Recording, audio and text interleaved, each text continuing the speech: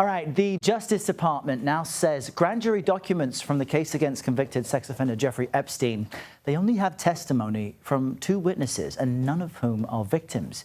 CBS News Justice correspondent Scott MacFarlane has more on all of this for us this morning, joining us from our D.C. bureau. Good morning, Scott.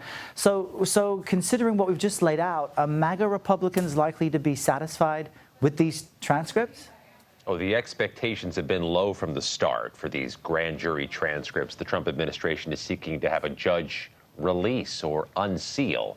First of all, getting grand jury transcripts unsealed is a Herculean task because judges tend not want to do that. They don't want to chill future witnesses from speaking to future grand juries, worried that what they say gets released publicly. But what's more, there may not be a lot of meat on the bones in these transcripts. If there's just 2 law enforcement sources, there may not be a whole lot of revelations that didn't come out in the criminal cases. And what's more, there's a concern here that the Trump administration has pushed for the release of grand jury transcripts versus releasing what it already has at its disposal to release itself: FBI files, FBI findings. There's no indication this request has muted the controversy or extinguished the fire.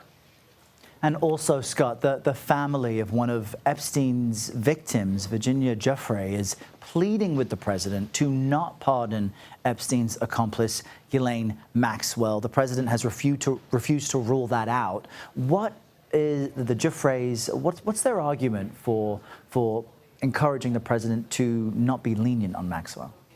I can tell you their argument was blistering in its tone and in its word choice, saying that it was shocking to hear the president reference the word stole when describing Jeffrey Epstein's poaching of Giuffre from his Mar-a-Lago resort some years ago.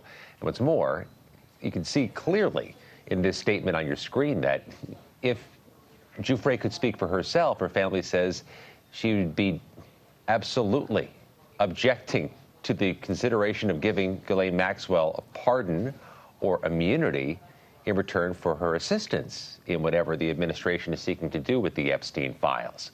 Giuffre was not just any victim of Jeffrey Epstein. She was arguably the highest profile, most active of those trying to get justice and arguing that it wasn't just Jeffrey Epstein, but Ghislaine Maxwell who were part of the abuse of young girls. Yeah, and Giuffre dying by suicide earlier. Her family still grieving over that. Scott MacFarlane, thanks for joining us. We appreciate the update.